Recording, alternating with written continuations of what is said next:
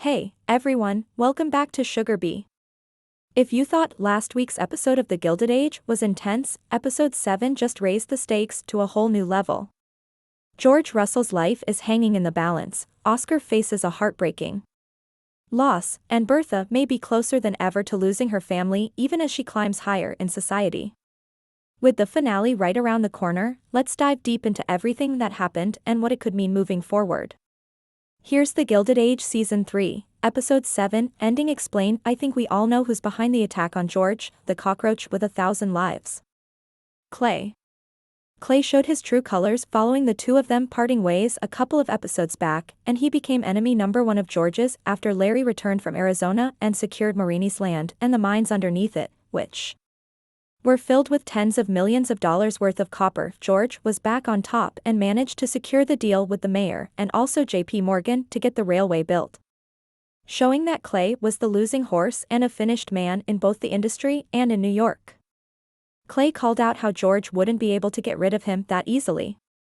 In the final moments, when George was getting ready to be taken to the club, somebody arrived claiming there was a delivery. From there, the person fired his weapon at the two people inside George's office, then proceeded to fire at George, implying he had been shot and could well be dead. When George and Clay parted ways, one of the last things George said to Clay was how he originally wanted him to shoot the workers at the mill. It feels like that could be where Clay got the idea from. One has to assume that it was Clay who hired this person to do it, as he was the only one with a vendetta against George after being humiliated and having his career essentially ended.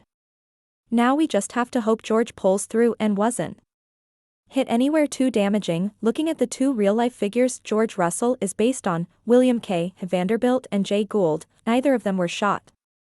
So this is an element the show created for dramatic effect. What I found particularly interesting in this episode was how distant George had grown from Bertha, and how little he cared about the societal follies she was engaging in. The book Ward released, which damaged the reputations of several people in high society, including George himself, didn't bother him in the slightest. This highlighted how George had no interest in the societal ladder at all. He only cared about his family, his businesses, and making sure they had enough money to live the life they enjoyed. That he was proud of seeing Larry succeed in saving the family. Meanwhile, Bertha was in the background, trying to tell them both about hosting the ball, but her words fell on deaf ears. Bertha is clearly undergoing a crisis, while her family life is crumbling, with nobody supporting her and even seeing her as the enemy. Her rise as the face of high society, thanks to Mrs. Astor essentially handing it to her, shows she could still thrive. The talk of removing the ban on divorced women attending could be a hint that Bertha fears she may end up divorced herself. Oscar's story in this episode was utterly heartbreaking.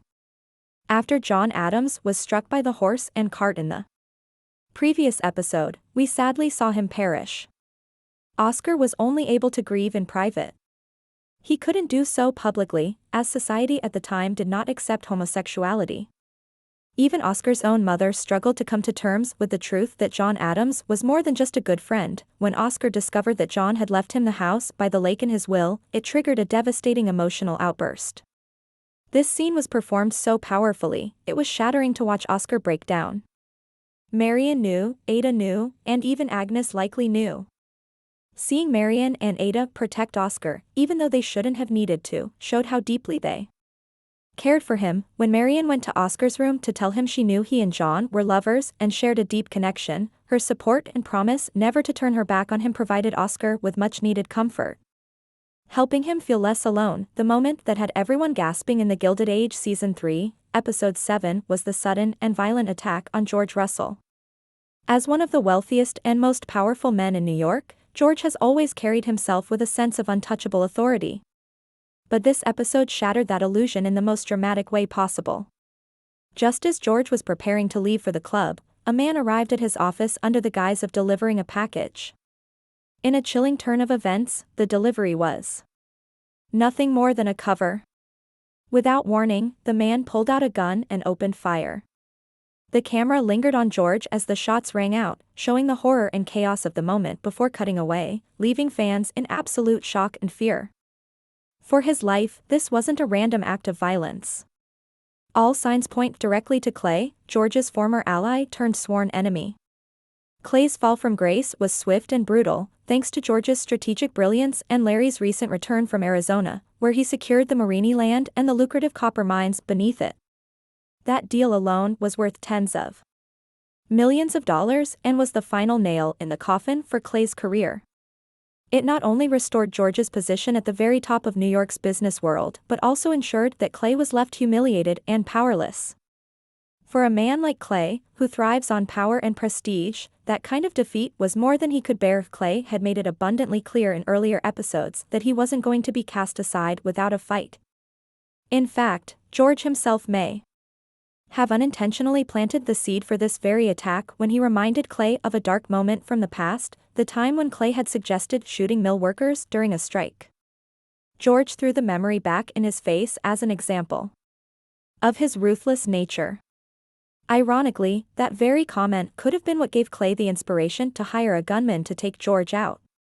If George couldn't be toppled in the boardroom, then Clay would ensure he was eliminated in the most permanent way possible. It's worth noting that while the Gilded Age draws inspiration from real historical figures like William K. Vanderbilt and Jay Gould, neither of those men were ever shot in real life. This makes George's attack a wholly original creation by the show's writers, a deliberate twist designed to raise the stakes as the season races toward its finale. By introducing the possibility of George's death, the show throws the entire Russell dynasty into uncertainty. The implications of this attack go far beyond George's own fate.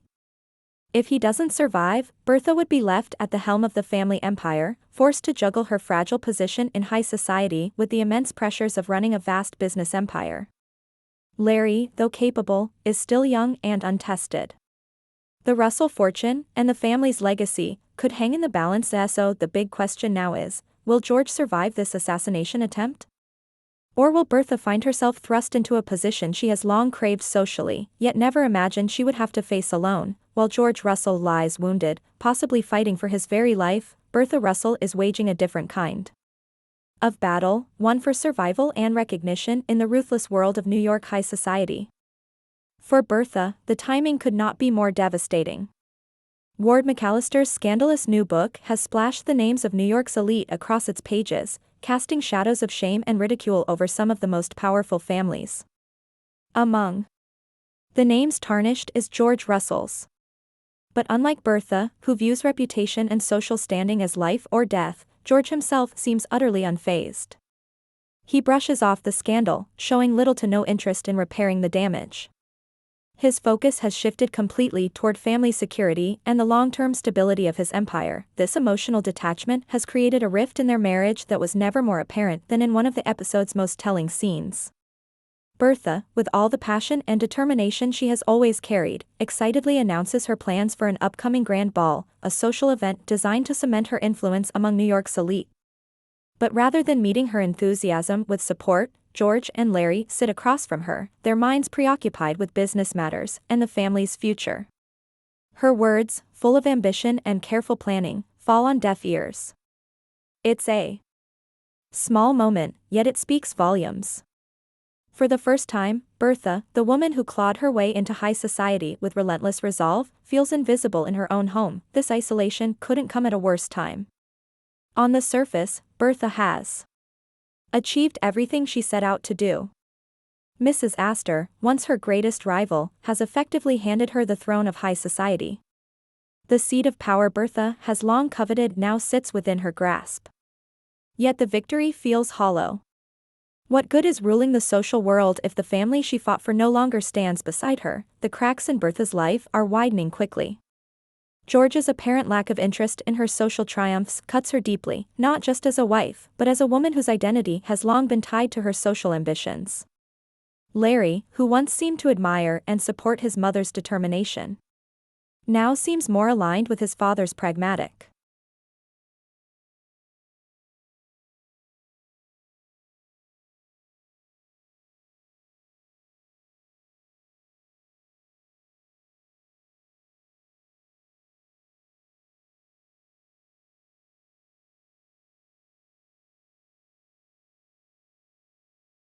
approach. Even Gladys, her daughter, has shown signs of wanting independence from Bertha's carefully laid plans for her future. What's more, whispers are growing louder in the drawing rooms of New York society. The talk of lifting the ban on divorced women attending major social events is spreading. On the surface, it looks like an enlightened step forward, but for Bertha, it feels eerily personal. Could this be foreshadowing? Could Bertha's relentless ambition ultimately cost her the one thing she never wanted to lose, her marriage to George? In the past, Bertha has been unstoppable, willing to risk everything to secure her place among the Astors and the Vanderbilts of the world. But now, as George fights for survival and her family slips further from her grasp, Bertha faces her greatest test yet. Can she hold on to both her throne and her marriage? Or will the very power she has craved leave her sitting alone at the top? One of the most heartbreaking and emotionally raw storylines in the Gilded Age Season 3, Episode 7 belonged to Oscar. From the very beginning, Oscar's character has been complicated, ambitious, sometimes scheming, and desperate to secure his place in New York's unforgiving social ladder. But this episode stripped away all of those outer layers, exposing a man in the depths of grief after the tragic death of John Adams, the man he truly loved. That John's accident with a horse and cart in the previous episode left viewers shaken. And the aftermath in this episode delivered the full emotional weight of that tragedy. Oscar, bound by the strict social rules of the era, couldn't mourn John publicly. In the eyes of society, John was only a dear friend, nothing more. 2.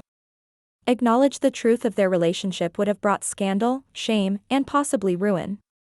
So Oscar, who had already lived much of his life hiding his true self, was forced to suffer in silence, carrying his grief alone. Even his own mother could not or would not acknowledge the reality of Oscar's love for John.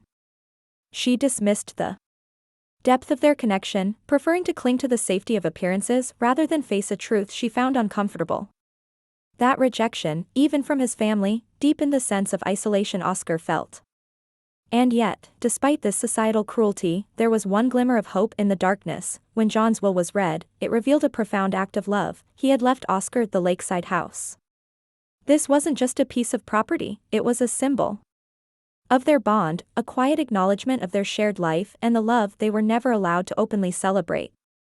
But instead of bringing relief, the gift only heightened Oscar's anguish. The realization that John had thought of him so deeply, even in death, shattered the walls Oscar had built to protect himself. It led to a devastating emotional breakdown. One of the most powerfully performed scenes of the entire season. Watching him fall apart, torn between gratitude and grief, was gut-wrenching for the audience, yet in the middle of this sorrow, Oscar wasn't left completely alone. Marian and Ada, two of the few truly compassionate figures in his life, stepped in to comfort and protect him. Their kindness was quiet but powerful, offering him something society would never allow: acceptance. In one of the most moving moments of the episode, Marian entered Oscar's room and told him that she knew about his relationship with John. More importantly, she assured him that she would never turn her back on him. It was a small act of loyalty, but for Oscar, it was everything. It was proof that love could still exist in a world determined to deny him happiness. This storyline not only deepened Oscar's character but also served as a stark reminder of how brutal and unforgiving the social codes of the Gilded Age truly were. While others fight for money and power, Oscar's battle is far more intimate: the right to love and to grieve without shame.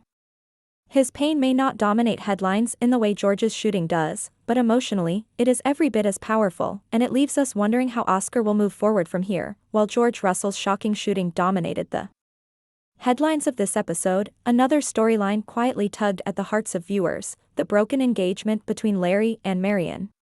What should have been a joyous reunion for the young couple quickly turned into a heartbreaking rift that left fans wondering if love can truly survive in the turbulent world of the Gilded Age. When Larry returned home, he was met not with open arms, but with a letter from Marian ending their engagement. There was no heartfelt conversation, no real explanation, just a blunt decision written in ink that left Larry devastated and confused. To many viewers, Marian's choice seemed unnecessarily cruel. Larry hadn't committed any betrayal, nor had he given her any real reason to doubt his love or intentions. But as the episode carefully revealed, Marian's decision wasn't born from Larry's actions alone, it stemmed from the scars of her past. Marian has endured a lifetime of disappointment at the hands of men. From the instability of her family to the heartbreaks she has witnessed around her, she has come to expect letdowns rather than stability. Trust, for Marian, doesn't come easily, and even when she finds someone as genuine as Larry, fear whispers louder than love. The letter she left behind wasn't just about Larry, it was a reflection of her own insecurities and the walls she has built around her heart. When the two finally confronted each other face to face, the emotions ran high. Larry, frustrated yet patient, confessed that he had lied about his whereabouts the night before. He admitted that keeping the truth from her was wrong, but he insisted with complete sincerity that nothing inappropriate had happened. His honesty was clear, his love unwavering. Yet Marian's fear and distrust held firm. She couldn't allow herself to take the risk of being hurt, and so she stood by her decision to end things, even as it broke her own heart. But the story didn't end there. Later, while house hunting with Jack, Marian was given the truth she had been missing. Jack gently assured her that Larry had done nothing wrong, that he had been with him the entire time and that her suspicions were unfounded. This revelation planted the seed of doubt in Marian's mind, not about Larry, but about her own choice. Had she made a terrible mistake? Was her fear of being hurt keeping her from the love she truly deserved? This storyline, while quieter than the explosive drama surrounding George and Bertha, carries immense emotional weight. It asks a question many viewers can relate to: can love survive when fear stands in the way? With George's life now hanging in the balance, Marian's personal dilemma becomes even more urgent. Will she have the courage to admit her mistake and fight for her love with Larry, or will she let her fears win, closing the door on the happiness that could have been hers? As we head into the finale, the future of Larry and Marian's relationship remains uncertain, but one thing is clear: the emotional fallout of their broken engagement will play a pivotal role in the resolution of this season. As The Gilded Age Season 3 barrels toward its finale, the stakes have never been higher. Episode 7 left us with more questions than answers, and fans are buzzing with theories about how it will all come to a head. With George Russell's life hanging by a thread, Bertha's marriage on shaky ground, Oscar consumed by grief, and Marian torn between love and fear, the finale promises to deliver a mix of heartbreak, redemption, and possibly shocking twists that could change the future of every character we've come to know. The most urgent question, of course, is George Russell's fate. Will the titan of New York industry survive the assassination attempt? If George pulls through, his recovery could set the stage for a powerful comeback, one where he reasserts control over his empire and perhaps reconsiders the emotional distance that has been growing between him and Bertha. On the other hand, if George doesn't survive, the entire Russell dynasty could collapse. Bertha, though ambitious and cunning, has never shouldered the full weight of her husband's empire. Could she rise to the challenge, or would his death leave her vulnerable to enemies waiting to pounce? And what of Larry? Would he be thrust into a role he's not ready for, forced to step into his father's shoes sooner than anyone expected? Then there's Bertha herself. She stands on the brink of becoming the undisputed queen of New York society, a dream she has fought for since the series began. Mrs. Astor has practically handed her the throne, but at what cost? The emotional chasm between her and George has widened to the point where she may be forced to choose. Does she cling to her ambition, or does she fight to repair her family before it crumbles? The whispers about lifting the ban on divorced women could be more than a coincidence, they could be a chilling hint of what's to come. Meanwhile, Oscar's storyline continues to tug at the heartstrings.